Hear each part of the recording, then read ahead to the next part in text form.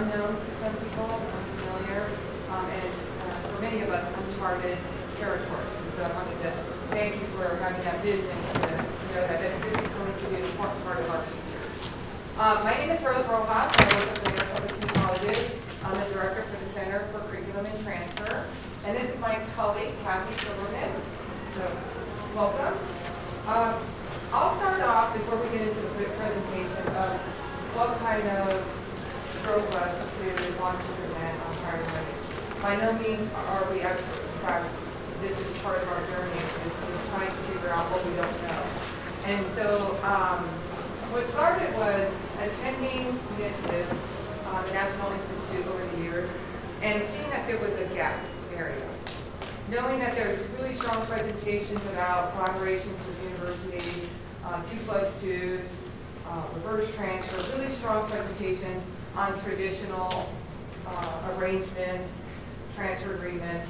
But there was a gap in terms of nobody was really talking about transitions into a community college. So this is what this presentation is going to be about. It's going to be about access pathways. How has the role of the community college changed in terms of now students are coming to us and now we're receiving institutions. The universities are used to being receiving institutions, so they have the infrastructure set up to transfer in students. But as a community college person, we don't have that infrastructure. We don't have that in place. We don't have the pathways or the agreements that we need to support students accessing into your institution. So before we jump into the presentation, I just want to get a show of hands of who's from a community college district, and then the rest from the university. Okay. So now how this would be relevant to you is because understanding the role of the community college and what we're facing is going to be important because these students are potentially going to reach your doors. And if you don't have flexible prior learning assessment or credit for prior learning policies, then it's not going to help these students as they transition to your institution. And so we'll make that case later in the presentation. So I'm hoping by the end of this presentation, we would have made the compelling argument of why this should be, PLA should be on the transfer agenda and in the transfer conversation. Just to kind of give you an idea about Arizona, Maricopa Community Colleges is located in Maricopa County in Phoenix, Arizona, is that there is a growing population of students who have no degree. So just to kind of give you an idea, among Arizona residents of working age 25 to 64, 64% have no college degree. That's a large population. You know, you can probably go back and have maybe similar numbers of a lot of people don't have degrees. Yet we have a workforce and industry who's really pushing us to have an educated work field. So to give you an idea, we have about 25% have some college but no degree. So we want to make improvements in that area. We also have individuals who have an associate degree, about 8%, and then about 17% of our population has a bachelor's degree. So there's the need right there, is trying to reach those students who aren't accessing post-secondary education. And so we want to reach out to them. How are we going to do this? PLA might be one of those possibilities. Another factor is in Maricopa County, with the Maricopa Community Colleges, our enrollments are down. And I don't know with anybody else's institutions, but 10 of our colleges, actually 8 of them, their enrollments have been flat or down over the past 5 years. And that's typical in terms of a strong economy. People are out there working. But we still know that, you know, adult learners need to access higher education. They need to either reskill or come back, re-career. And so we want to make sure that we're prepared for that. So as we're going to see more people coming into a community college because of the affordability, we want to make sure that those pathways are there so that we can recognize that learning that sometimes occurs outside of the classroom. So I'll go ahead and hand it over to Kathy, and she'll get into what is it that we're actually talking about, and then we'll get into Maricopa's journey on our PLA pathway. And I think journey is the operative word there. As Rose said, we're by no means experts, and we are definitely looking to improve PLA, the whole PLA scene in our district and make it a more robust and structured system and to benefit students ultimately. So what we'd like to talk to you today about is, are a couple things up here. We'd like to talk about the progress and plans of our PLA work group, and that's a cross-functional group of faculty, administration, student services, anything else? And that group is charged with addressing technology needs in this effort, also addressing challenges that we have faced in the past and currently, and as we're working through some of these issues, how we can overcome them and go around them, or whatever it takes. Also to look at best practices, of course, so that we can get ideas for what's working for other people, so that we're not starting from scratch, and we can see what we can apply to our own district. We also want to share with you some of the statewide efforts.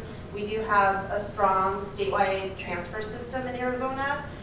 However, PLA is kind of off to the side, I think, a little bit in that world. Traditional articulation coursework, we have it. I don't know. I feel like that's our comfort zone. We're doing fine on that. There's always room for improvement, but now we need to start looking at some other ways that people can learn and how these people, how the non-traditional student and students with this kind of experience can complete degrees and complete their educational goals. And then just as the work group is looking at best practices, then we want to share some best practices that we've come across in our studies. And then, of course, from this, we would like you to be able to leave with some ideas of how you might be able to apply this at your own institutions. Also, if you have a strong PLA system already in place, maybe some ideas on how you can work with your community college partners on making a more cohesive relationship having to do with PLA. Because, if we have a great system and students leave us with a lot of credit for prior learning and we assess it beautifully and everything's perfect someday, then if they go on to the university and the university sees things very differently, then we're not really helping the student in the long term. So we need to work together to get there. So a little bit more about Maricopa. Rose told you a little bit. We're a big district. There's a lot of great things about that, and there's a lot of challenges that come with that too. We served about 200,000 students last year, and we have, I couldn't believe when I saw this number, even though I work in the curriculum department and see these programs every day, but when I saw that number 874, oh my gosh, I couldn't believe it. But the good news on that is there's a lot of different types of programs that students are going into or that they're pursuing that PLA or credit for prior learning rather can apply to those programs. So there's a lot of places for this to fit right in and to really serve students well. And then we awarded 27,908 awards last year, or degrees and certificates last year. A little bit over, well, probably about 55 or 60% were occupational degrees, AASs, and then it was about 30% and 30% traditional academic degrees like associate in arts, associate in science, and so on, and then about 30% certificates. Of course, there's some people who earn certificates and degrees too, so, but that's a rough breakdown. So we needed to kind of take a step back in this work group process and remind ourselves what PLA is, and it's the evaluation of college level learning for the kind of learning that people, that students or learners acquire outside of the traditional setting. So these are typically adult learners returning to school with either military experience, on-the-job experience, could be even volunteer experience in some ways. Very commonly college level exams like advanced placement, CLEP, and that kind of thing. So there's a lot of different ways, and we will go into some more of these. So I think some of these I already mentioned here, but there's a lot of different ways that, a lot of different types of credit that, or experience rather, that can be assessed for credit. One noteworthy one, I think, non-credit courses. In our district, we, a few years ago, opened a corporate college for non-credit classes to serve the community. And those, so they're non-credit, and we don't even have an organized way of evaluating that credit and transitioning students from our own corporate college into our traditional credit programs. And so some of our transfer partners, our university partners, NAU, Excelsior College, Ashford University, just to name a few off the top of my head, but they have more PLA-friendly policies and more flexibility, and they've done this before, and they're experienced in evaluating prior learning, and so they could actually, they're ahead of us on evaluating some of our own credit. So we have some work to do. What kind of, just out of curiosity, what kind of, when you say that they're more flexible, what kind of stuff are they able to do that you guys aren't able to, for whatever? You're not saying that you're not doing it because you can't, but what is it that they're doing that's different than? Well, Excelsior College, for example, and if any of you are at institutions who also do these things or have some other ways, please chime in by all means. But they have an extensive, they have a department, a whole department, a staff dedicated to prior learning assessment, and they have a whole set of exams. I think it's still called UXL unless they've changed that, but the letter U, Excel. And so students going to Excelsior have, or considering going to Excelsior even, have a way to have their experience and their learning evaluated. And I think that that's probably attracting some students to these institutions when they have something set up like that. They can take in a lot of credits, and that starts you off, you have a head start, and already have that momentum going. So, does that answer? Yeah. Okay, good. So the two doors there, the competency-based, and prior learning assessment, I know I have to keep reminding myself, these are not the same thing. They're both doorways into moving towards your goal. They're both pathways to educational experience and credit, and ultimately, hopefully, completion of a degree or a certificate or whatever the student's personal goals may be. Sometimes they're used interchangeably, and sometimes institutions who have strong CBE programs also have strong PLA programs. But right now, our focus in our district is on PLA. Competency-based education is different in that it's a design strategy for curriculum. So it's a different way of learning where students are, there's more of a flexibility as far as, there's that word again, of being able to go at their own pace because they're not going to be repeating learning that they've already done in other settings, or maybe in the setting of that program they could excel a little bit faster. So the idea behind it is that it's going to improve the quality of education because it's emphasizing people demonstrating those skills. So in that way, non-traditional learning, something new, something different, maybe not super new, but kind of new to us, showing that they have that knowledge and being rewarded for that. So some reasons why we think that PLA is important and that our district needs to work on this and really ramp it up. One is that it gives access to non-traditional students. So non-traditional can mean a lot of different things, as you know, but it really means, for us, it means any student who might not be going to school otherwise, or might not be able to finish their goal, complete their goal otherwise. So when they come in and they have an opportunity to have their experience recognized and turned into credit in some shape or fashion, that's certainly giving them some access that they might not have had before. So, and by doing that, it acknowledges the value of what they've learned outside of a formal setting. I won't read them all to you, but it does give them the idea and promote the idea that learning is a lifelong process. By not repeating the same learning, then they have opportunities to learn more. It's not just a shortcut. It's not, let's just get them graduated quickly. It's an opportunity to learn, to truly learn, and not go through hoops and do things that are repeating something maybe in a field that they've been in for 20 years. And it can get them to a degree faster in a lot of cases.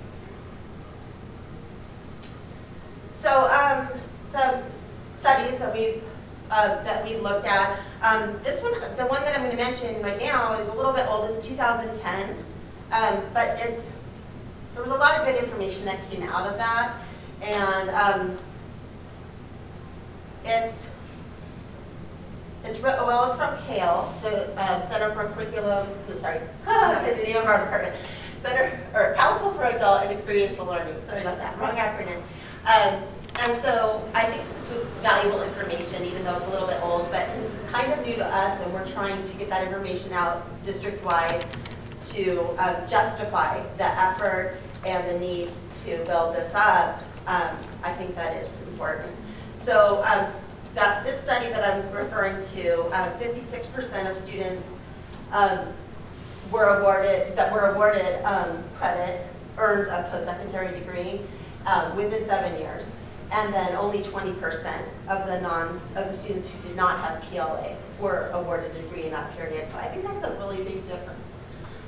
Also, you can see from the second fact there that a lot of veteran students, they're going to be the ones that are probably going to have the most PLA, or the most credit for prior learning, I should say, and need prior learning assessment from us. And then a different study, a little bit more recent, showed that Hispanic students who had earned PLA credits, and the Hispanic students are a big part of our student population, so this was noteworthy to us.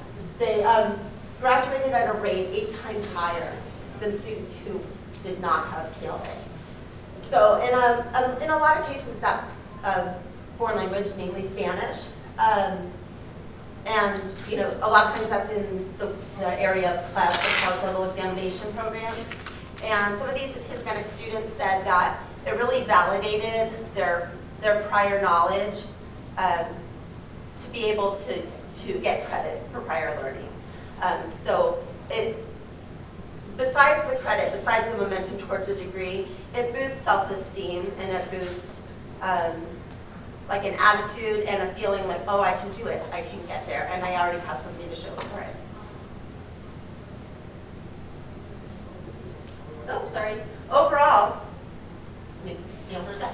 Overall, from the studies that we were looking at recently, adult learners who were awarded credit through PLA graduated at higher rates, took more college courses, were more persistent in enrollment from year to year, and completed degrees in less time. So which one there do you think is the most surprising, was the most surprising to me?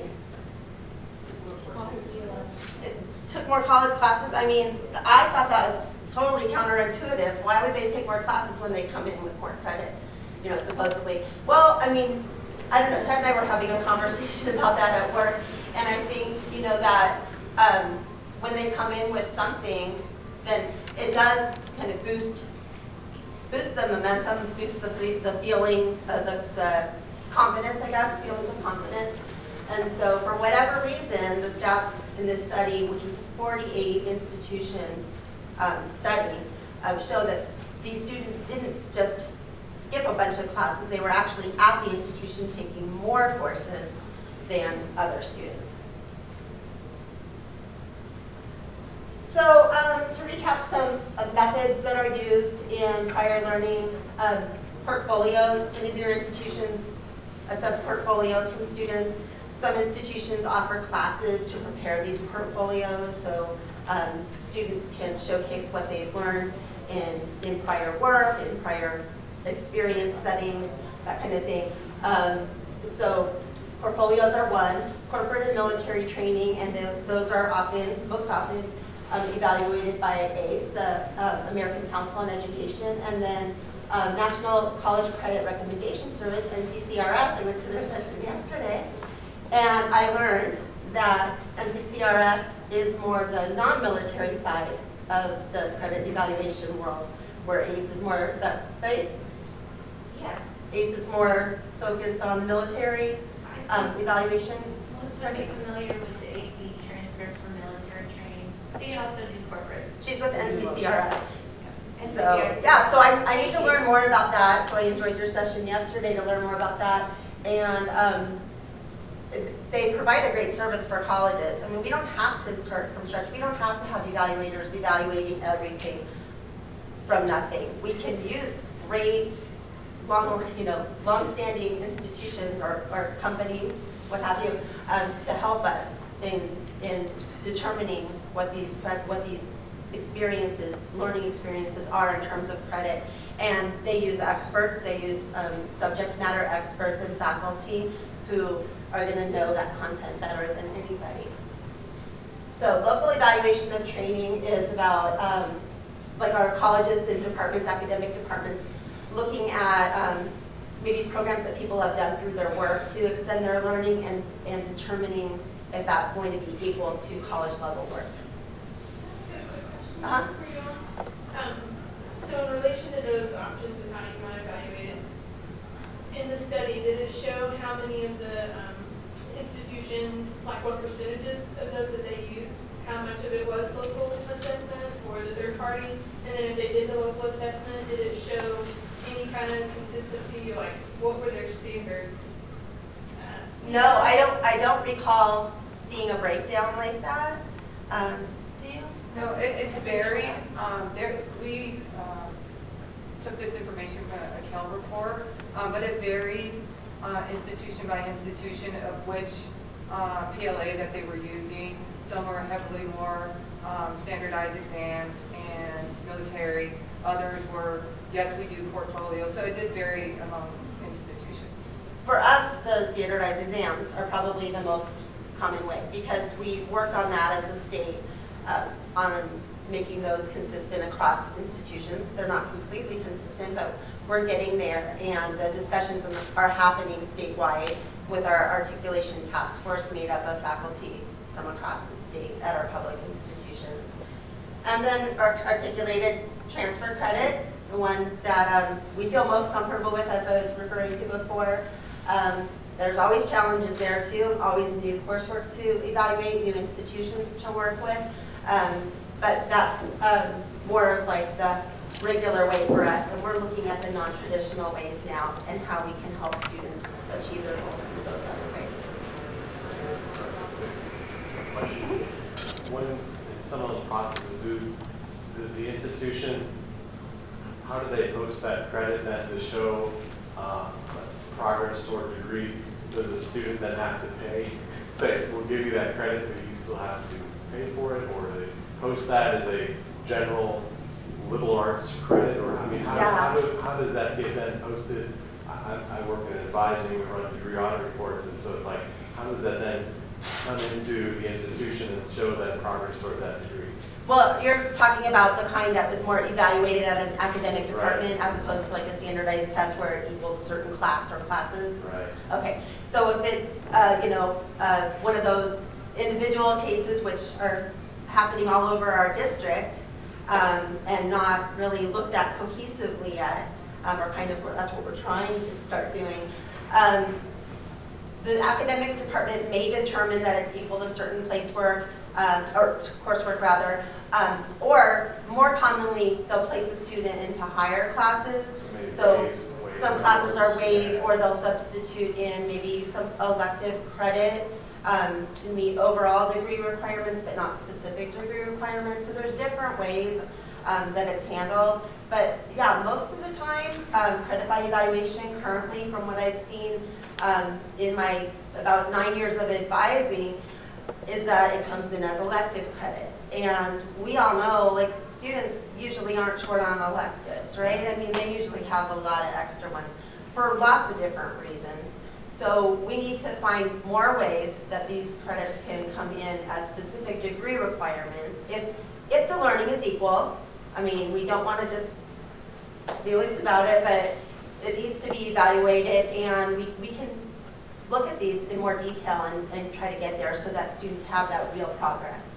And not just, oh, they'll come in, 16 credits will come in. Oh, only 4 of those credits are towards your degree. And so in the beginning, as I explained, this was really just to kind of share our journey, but we really wanted to kind of give you a national perspective and then bring it down to our state, how our state is organized to support this, and then down to the institutional level. But by a show of hands, can I just ask you all to raise your hand if you know where your credit for prior learning or PLA policies are at? Okay. All right. How I found it was the transfer credit component. So each year we go through a catalog common page cycle where we review policies and ensure that they're updated and they're accurate. And so when they sent me the credit for prior learning policies, transfer credit was last and articulated credit was last on the list. So what I did was I just focused on transfer credit because I do transfer. Nobody was really looking at credit for prior learning. There were a bunch of policies, there were a bunch of exams, there were policies that, you know, outline how we accepted this, but there was no one entity that owned it. You know, we would send it to admissions and records, and they would be like, well, this is more a faculty decision. So we would send it to faculty, but faculty really didn't want to go through each policy, or they felt like they weren't equipped to make decisions based on that policy. So that really forced a need for us to say, okay, we really need to do a comprehensive review because these policies are being underutilized, but we don't even know if they're updated and accurate. So in looking at other institutions, we did want to share just a handful. And what you'll see in common themes within institutions of higher education who are embarking on PLA is it's being done, one, through legislation. So the state legislature gets involved and they say pretty much, okay, we have a big military population, you need to figure out a way to make this work. So there's many of us who are probably going through that process. Just recently, in 2016, the state of Arizona passed legislation that says you need to recognize and you need to publish and you need to promote PLA to military students. So many of these institutions, we just highlighted 3 of them, went through the same process. The second way is through grants. So there are many grants that are attached to PLA. A lot of TAC grants are attached to it. A lot of grants attached to workforce, who's basically challenging institutions to think differently, to deliver differently, to make not only university transfer priority, but also making transfer into a community college easier from the workforce. And so that really forced conversations within our organization because our workforce and our industry partners weren't happy with us and what we were doing. And so our governing board heard that. And they basically, workforce is now on their agenda as the #1 priority for Maricopa to work on. University transfer, well, kind of established. Now let's pick this workforce entity up and do career pathways. So with each of these models, it's really doing the same thing. Work on it, make sure that it's publicized, make sure that it works, make sure that we're dealing with military credit, and then also where you can apply grant funds in order to help you expand these efforts. So bringing it to our statewide approach to prior learning assessment, Kathy had explained that we have a very strong transfer system built on articulation agreements that have been in existence for a couple of decades. So we have a strong foundation to start from. As part of that process, because of the legislation, we really had to go back to our articulation task force groups. We have discipline specific, which are the faculty groups, and then we have administrative. So those are the advising, your registrars, and the chief academic officers. And so we took this legislation and we basically said, we need to work together on this. And for the most part, the universities and community colleges have great working relationships. They're like, great, let's go ahead and do it. But there are some areas that are still refusing to identify credit for prior learning or standard exams. And those areas are pretty much the areas that we need progress in, and that's business. We have strong business faculty who have an articulated pathway to a very well-known business school, W.P. Carey's School of Business at ASU, and it's a competitive program. And so they feel like they're going to jeopardize that transfer pathway, that transferability, if they even go in this direction, which is pretty sad because we have a lot of business students who have a lot of And it's one of those areas that they can demonstrate. If you know accounting, you know accounting. Yeah. You don't need to take accounting 101. So we're really trying to make progress in those areas where they're reluctant and refusing. So we're trying to leverage other disciplines to say it's working. We're hoping in the next couple of years we could collect our own data that says, hey, you know, students are persisting, they're transferring, you know, we're able to retain them, so that we can demonstrate to them that this is something that's good and it's worthwhile for us to pursue. And we're fortunate enough that we have an applied science degree, so I don't know how many of you or your community colleges have an AAS or something similar to it. It's usually an occupational technical degree. So we're fortunate enough to have this degree because the very first thing when you talk about credit for prior learning or PLA is, okay, well, what about the transferability component? Does it transfer to the university? We had many conversations with our folks when we were making policy recommendations is that they did not want to jeopardize those statewide agreements, and so they were very hesitant in changing or revising policies that might put that in jeopardy. But what we did was we said, the majority of the credit that we're talking about really is CTE, related to career and technical education, or it equates to CTE. We're not really talking about the academic courses. We're not talking about you know, biology. We're really talking about those courses where it's skill set, it's verifiable learning, and it could be demonstrated. Our AAS pathways basically say in policy that it will transfer as a block. And so it goes to the university and it transfers into BAS programs. Now what's important about that is if it transfers as a block and we have reassurance from the universities, the 3 public universities in our state, is that they don't look underneath the hood. They basically say this 60 credits will then be applied to the BAS program. So we have that covered. We have a pathway where we can actually apply it and the transferability is there. There are some states that, no, it's credit by credit, it's scrutinized, and it's not going to transfer because it was earned in a different way other than inside the classroom. Okay, so getting into Maricopa. So this is just kind of a highlight of what we have. It's pretty basic, it's pretty, yes? Sorry, can I ask a question? Yeah. Your block credit, is that competency-based or credit-based? It's credit-based. Okay. So, like I said, it's transferred as a block.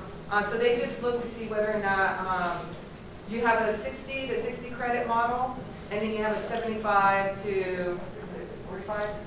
Yeah, they can add on the extra gen ed to the 60 and transfer with 75 and go to 45 credit completion. So they really treat the BAS as an inverted degree, like a capstone, where they do provide the general education. So it's treated as a credit model. Okay, and that's just with the BAS? That's just with the BAS. Outside of the applied degrees? We do have students transferring into other academic programs at our universities, and that's where they are evaluated course by course. So that's where they may lose credit in the process. I don't really like to say lose credit, but to the student, they lose credit. They still have that learning that's attached to it, and they still have that degree. So, yeah, they do transfer to other programs. Just to kind of give you quick highlights, you know, we have that statewide system that we try to leverage. We have policies on credit by evaluation, credit by exam. Our policy says that we can take up to 30 credits, and we can apply that to an associate degree. And that was very important to us because it was important to our faculty and to our institution to say, we're not going to sell or or look like a diploma mill and apply 60 credits from an outside institution. They have to at least earn half the degree in order for us to confer it. For the general education, they meet the residency. We have a 15 credit residency, so they meet that. And then we charge about $86. So it's one of those things that the cost, it's administrative costs. So it's paying the faculty evaluators to do the evaluation. Now what we're hoping to do is work more towards an articulated model so that as we're seeing credit coming in, or if we're accepting national certifications or standardized exams, we're not going to charge the student because that's already been evaluated and it just needs to be applied. So we really want to work towards, the cost saving, the benefit to the student, the carrot of recognizing the learning, and then also not charging them. But in the meantime, there are cases where we have to charge them in order to do the evaluation because we don't have the resources and the infrastructure to do it without building in some revenue. Yes? Just to clarify, is it $86 per credit hour that you award, or? It's yes, per credit. So it's almost kind of like they're paying for the course, but they don't have to take the course. Okay, so if you're giving them like 15 credit hours, then it would be 15 times 86. That's correct. Well, usually what we see is 1 or 2 classes, and so it would probably be 3 or 6 credits in most cases. Yeah.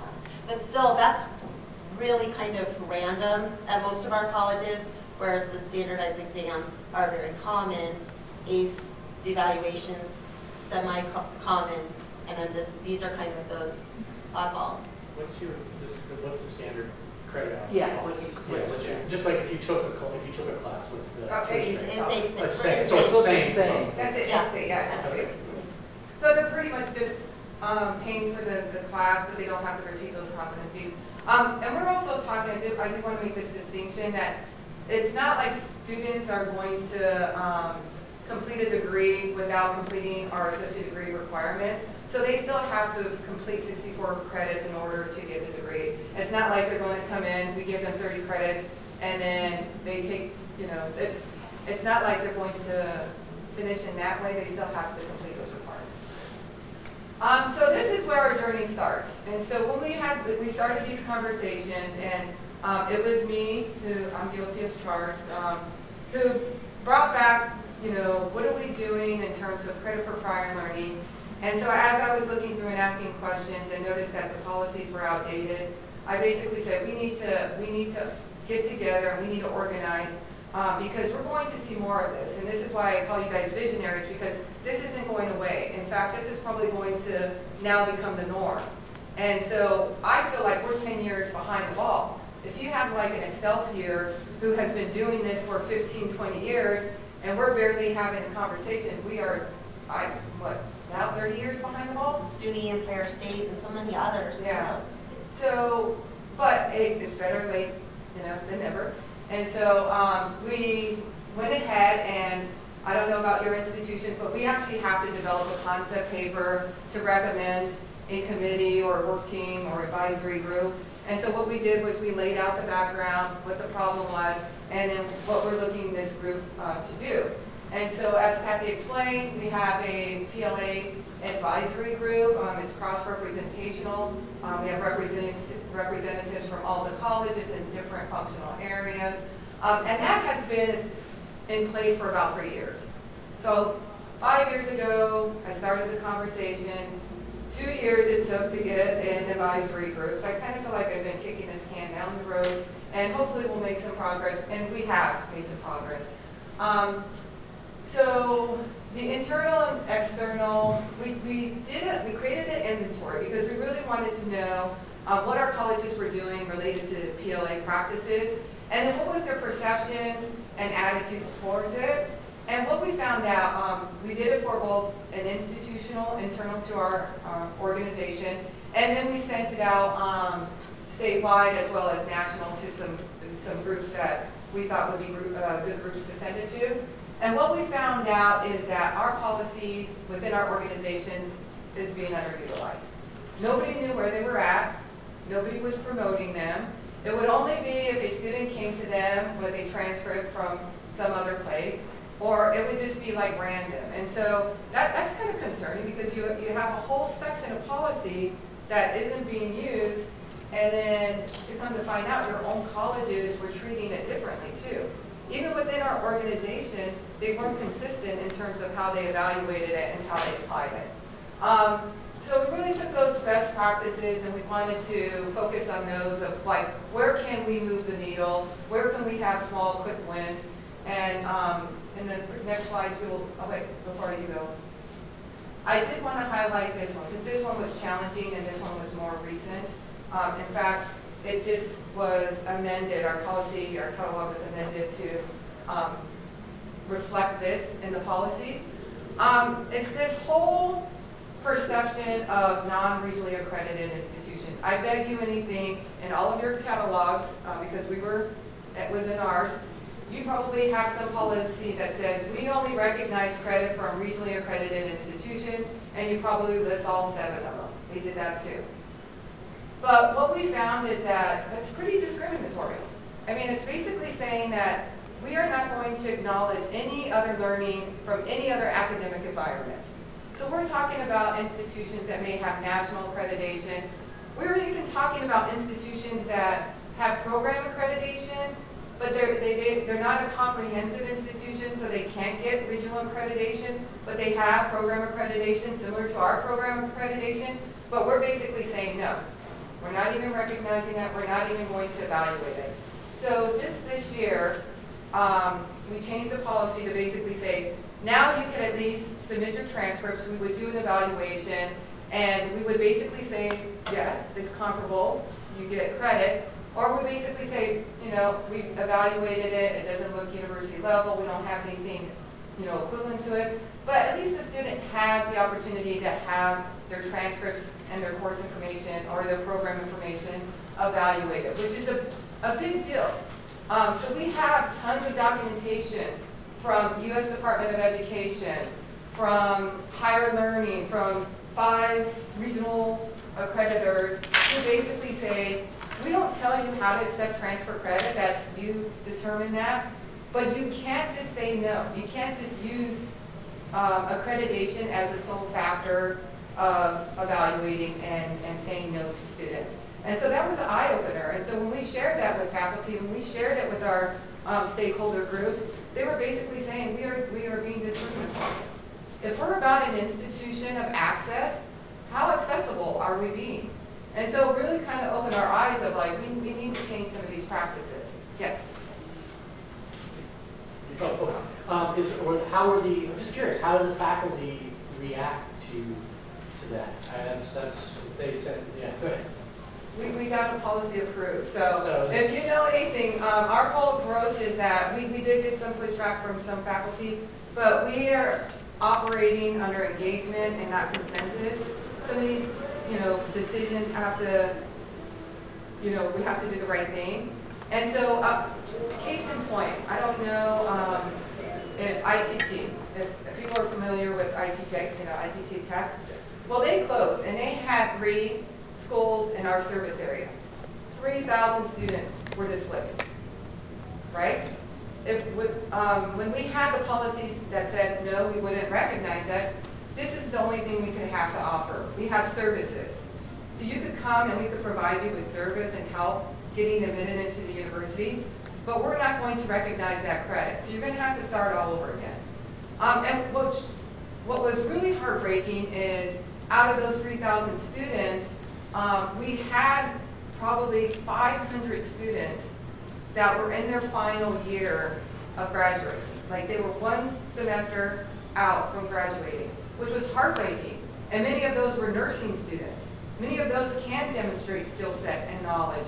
And so at the time, we basically just offered them services. So this was another compelling reason of like, we need to change this because how are we going to help displaced students? Because ITT Tech's not going to be the only institution to close. ICF was stripped of their accreditation. So there's going to be more institutions closing, and being an open access institution, we want to be an option for them. And as universities, you would want to be an option for them too. These are good students. They have academic potential, and we need to help them. So in terms of the faculty, it was the concern again about the transferability component. So having those conversations and basically saying, and we do have disclaimers that says that this credit may apply to our degrees and certificates, but we can't guarantee that it will transfer. But I think that's good enough for them. They just want a credential. Yes? This is just too complicated of an answer to just disregard. We'll talk about it later. But I guess maybe I'm just not real knowledgeable of the accreditation process and things. But there's a reason that institutions are not accredited, or maybe they don't seek regional accreditation. I don't know. At what point does accepting some of these credits affect accreditation? Because if there's a reason that institution is not accredited, and we start accepting their credits, and we're an accredited institution, at what point do you run into accreditation issues? The thing is, though, as long as an organization, you can prove that there's that assessment, and it's a strong assessment, and you have standards when you're evaluating that, and you're consistent, because again, we have documentation. When ITT closed, we received a letter from AACC and our accreditor, HLC, and they basically said, you need to work to help these students. So they were actually encouraging us to help facilitate transfer in. So I think our creditors are with us in the terms of, providing access and supporting success. But as long as we have standards and it's attached to assessment, we're not selling credit. We're really doing the examination, and if the student and those competencies have been met, as long as we can consistently. How deep do you have to go then to get that information, especially as far as assessment is concerned? Can you get that from a course description, or how do you? We can, but again, we're kind of year one of our journey, so we're not quite there. It's just like when I said we don't have the infrastructure yet. We haven't been really utilizing our policies, so we haven't quite went there yet. We just now needed the permission to be able to do that and to build it, because there's no use in building the infrastructure if you have a policy that says no. So anyways, maybe for future presentations, we'll let you or provide that type of information. We don't have that information now. You think you run into something similar with military credit? If someone has experience, like even nursing is a very good example of someone who's been trained in the military. They haven't gone to an accredited institution, but they may still have those skills. It does become looking at certain competencies and whatnot, whether a student can cut them off, student can look at a student's skill set versus credit. So I'm going to fly through these slides because we only have 10 minutes, and I want to make sure that if you guys want to share about PLA or if you want to ask any questions, you have time to do that. But the three major things that we learned is that, of course, our policies were being underutilized, and that we need to promote them more. We need to make sure that students understand, what does this mean? We don't even have a website for our PLA policies or messages. We just have admin regulations that are on our legal services website that says, here's our policy, but it's not in any way that promotes it. The other thing is that our policies were seen as discriminatory and penalizing. So we want to make sure that we're correcting that going forward. And then the third biggest lesson is that we are not equipped to be able to do this. And so we need to figure out, as a higher education of access, how are we going to create those pathways into our institution? This could be through non-traditional, it could be military, it could be JTED, it's reverse transfer, it's transfer credit. So it's a whole big umbrella of, now we're the receiving institution, and we got to figure out how to make this work. So what are we working on? We're working on trying to expand our prior learning decisions and equivalencies. We're going to develop a website that's student-facing, that's student-friendly. Once we develop the infrastructure, because we don't want to, promote something that we weren't or aren't able to accommodate. And then we're also going to submit additional policy recommendations of how we can really make improvements to the organization, the format, and then improve the actual practice of it. And then we're going to do a PLA campaign with faculty, because we need faculty buy-in in order to expand these efforts. And so a lot of it, and a lot of the conversations is that they just don't know what it is. Because it's been underutilized, because they're not familiar with it, there's going to be that fear, there's going to be that discomfort. So we want to make sure that they know that, this is something that's a good thing for our students, and that we're going to be partners in this as we develop those faculty alliances going forward, so that they know that they've been involved in the process. And then we're going to create access pathways. The challenges, of course, were faculty concerns, fear of loss of credit. So many of our faculty see some of this as competition. If I'm giving credit for this course, they're not going to be in my classroom. And they need to, I'm the only one who can teach this course. I teach it the best. They're going to use my book. so they need to be in my classroom.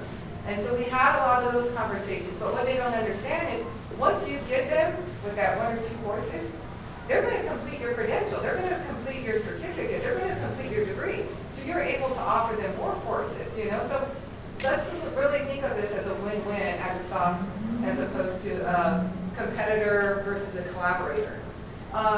We also know that there's various levels of understanding, a lot of inconsistency in terms of how we're applying the policies, and we have limited resources to develop an infrastructure. Lack of staffing, again, goes to, we need people to do this, we need folks to do the evaluation. Cost can be prohibitive to students and to the institution. It's, you know, to hire resources and or hire people, get resources, get technology to support this. It could be cost prohibitive to be able to implement this. Again, inconsistencies, and then specializations, professional accreditation standards. So that was, again, one of the challenges.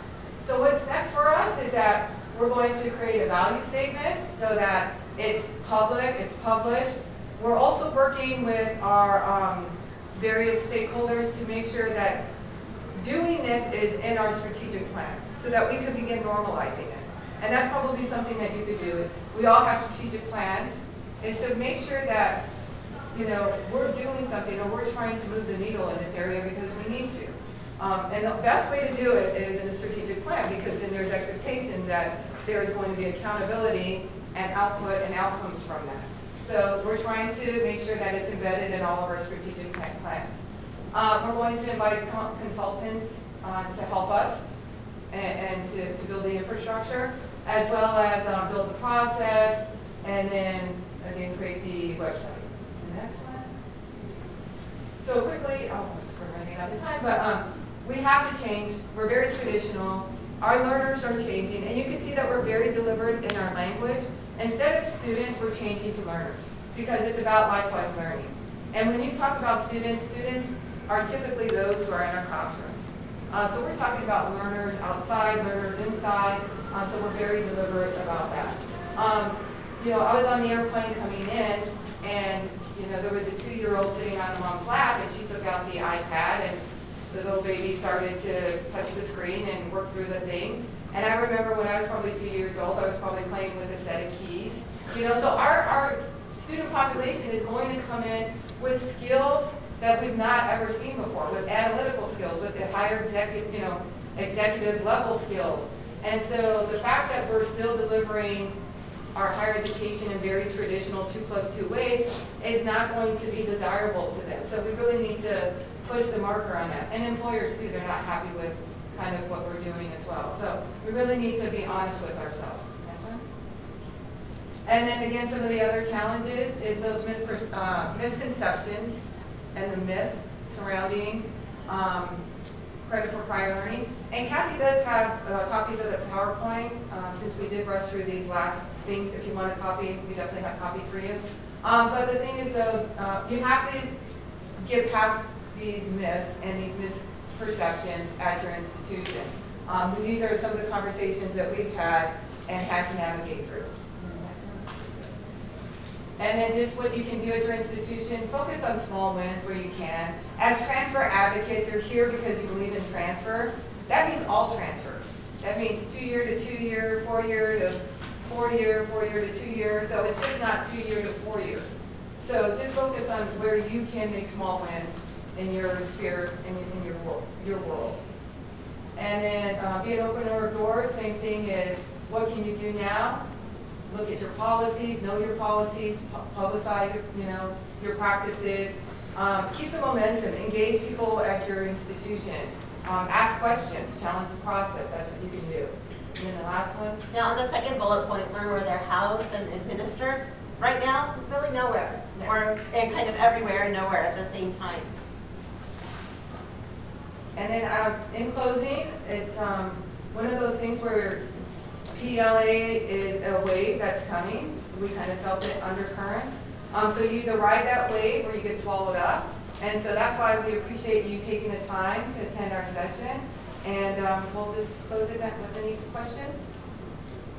Yes. Shall take portfolios at all, or is it all by exam? No, but I can tell you that there were probably instances where we did have departments who did it. And departments like in fine arts, where a student can demonstrate their drawing level, they probably did say, okay, you don't have to do drawing level. So I think it happened in instances and in pockets, but it wasn't widespread. We don't have a formal portfolio process. But from the institutions that I studied, that's kind of the last frontier, is that they're really working on the standardized exams, the published guides, those things that are attached to assessment. And portfolio is usually the last one to come on board because that's another assessment of how do you actually assess it and what type of instrument you use. Is it just your opinion, you know? So we don't have any formal portfolio process. Any other questions? Yes.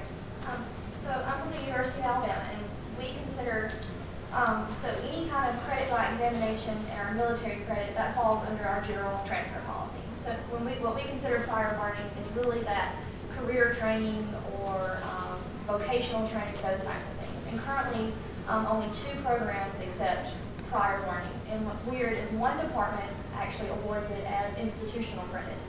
The other department posts it as purely transfer credit. So I'm just curious as to if anyone else has seen both sides to that, or is the norm just opposed to this transfer credit? I'm just curious.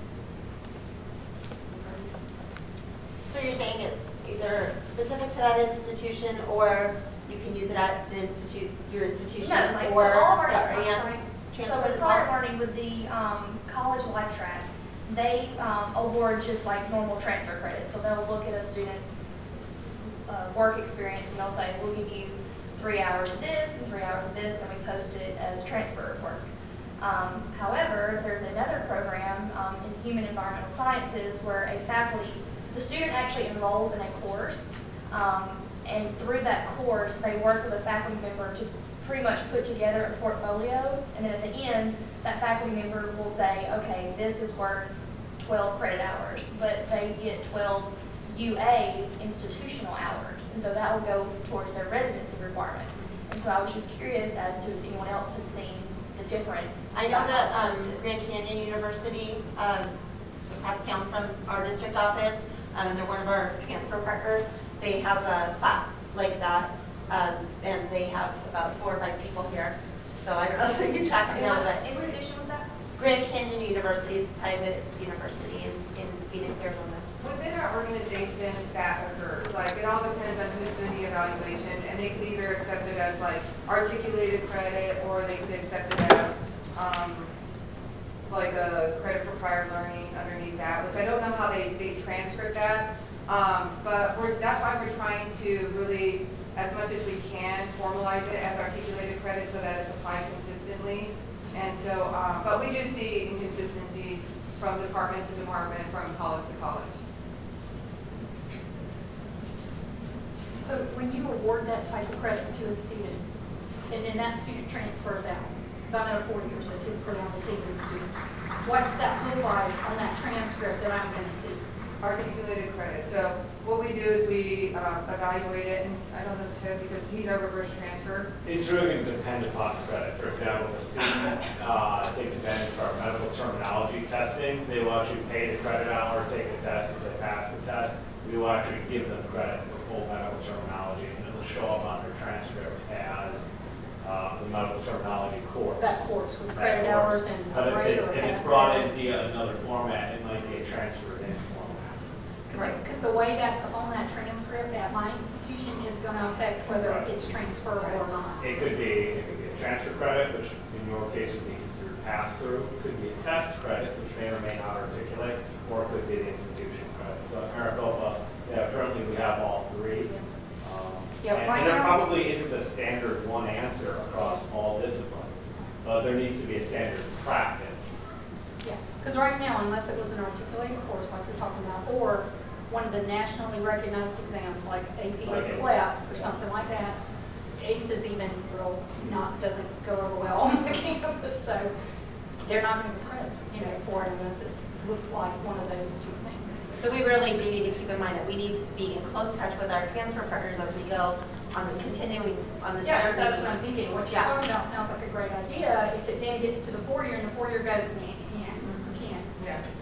That's- Which was, I was really pleased to have majority of the 4-year, even though trying to make the connection of, it is truly a transfer pathway. It's just really now, if we're changing this part, this intake of it, it's going to really impact the outlook of it. Yes. I was just saying, you talked a little bit about portfolio. I'm at a 2-year school, and but I was at a 4-year for 30 years, so it's a little different, but very different. But the state of Ohio is doing a lot with PLA, and being at my school a very short period of time, said, oh, by the way, you're going to do PLA as well, which articulation transfer. I'm like, okay, great. Well, go to the KL conference. I'm like, this is a hot button.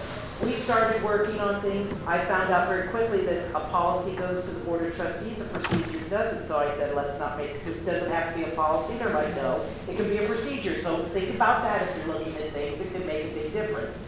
The other thing is that we started on the CLEP standardizing it for the state.